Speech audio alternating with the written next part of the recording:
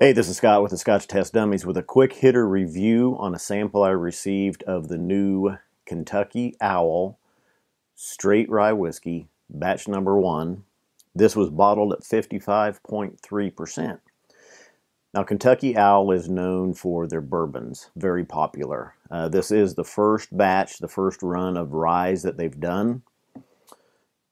I looked online. It looks like I saw one person that said there was 2,500 bottles and one person that said there were 7,500 bottles available only in limited states as well of this. Now, Claire arranged for me to get this sample, and I appreciate it. Also, the Kentucky Owl Straight Rye is a sourced rye whiskey. It's 11 years old.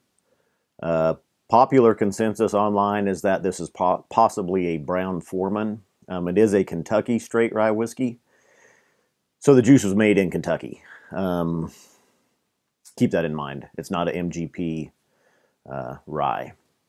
And I'll tell you, the nose is very strong and actually smells like a bourbon. There's a lot of cinnamon going on, some dusty corn, a lot of oak. There's a sweet dill rye, dill relish.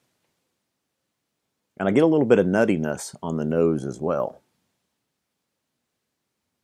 Like I say, though, at first it actually smells pretty similar to a bourbon, except for those rye notes that do come in. There's a lot of cinnamon here, maybe even some vanilla, and the oak.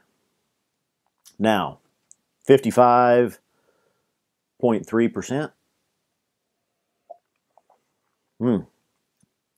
Wow. I've got in my notes, holy shnikes, this is hot.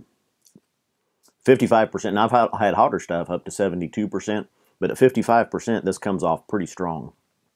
Very good, neat. And I'm going to tell you, the night that I sat down with this and the sample that Claire arranged for me to get was big enough. The first night I sat down with this, it was a good rye whiskey. I wasn't that impressed with it. Just the first sip here, it is hitting me a little bit better, and I've let this air for a little bit. This has probably been sitting here in the glass for at least 20 minutes. There's a nice sweet vanilla, orange zest, a little bit of black pepper. It's spicy.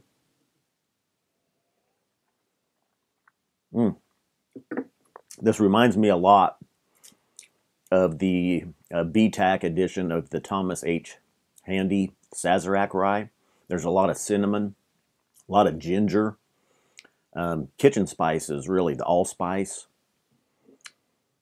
I'll add some water.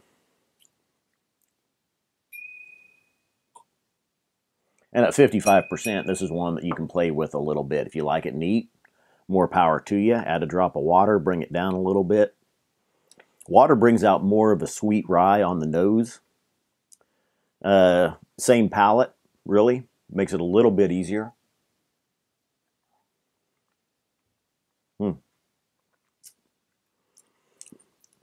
And at least from the sample that I have, it doesn't look that dark for an 11-year-old.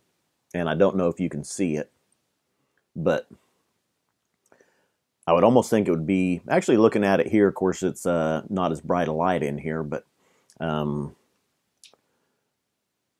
cinnamon, clove, allspice. I do have in my notes, it did seem fragile at 55%. That actually I added a drop of water, and then after that it almost seemed like there was more water was too much. Now, this is a good rye whiskey.